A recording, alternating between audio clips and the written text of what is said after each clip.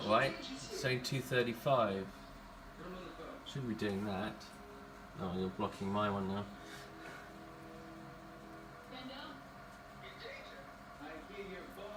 Not quite right. If I close that and do it. Oh, it changed again to 2:50. That's the fault still occurring. The date is what, the 28th of December. So yeah, this was repaired. I don't know how many days ago now. 3 days? 2 days? The end of last week. Okay, so the date is the 31st of December and it's set to extra dry again, and it stopped on the 2:35. It's the same fault, so whatever part change meant to fix, it's not worked. Let's try it now. Oh, no, it's not working. Oh, now it's changed back to 250. Maybe it will work now for a bit. How long for, I don't know.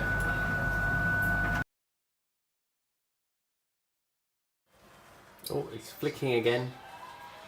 Flicking between the programs, 235 to 250. Oh, it's going again. Stopped. This is the second time it's stopped today. So that whatever the fault that we've had is still occurring. Today it's the 31st of December. This is the second time today. I'll try and run it again, but I don't know if it will actually continue, if it will keep flicking and stopping in the extra dry program. So the replacement, twice the module's been replaced behind the display, but it seems to have actually fixed the issue.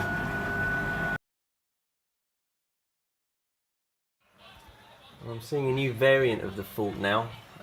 It's set to timer program, that should say 10. Oh no, it's changed. That's what it should be showing, not 235. There's something not quite right with again, it's not changing to the 10, it's 50. Oh, now it's doing it. Something not right again with this thing, and I'm still not sure what to make of it. That looks right now, but it's doing weird. Oh, it is doing it now, slowly catching up. There's something not quite right with it. It's just not clear why it's doing this. Now it's happy again.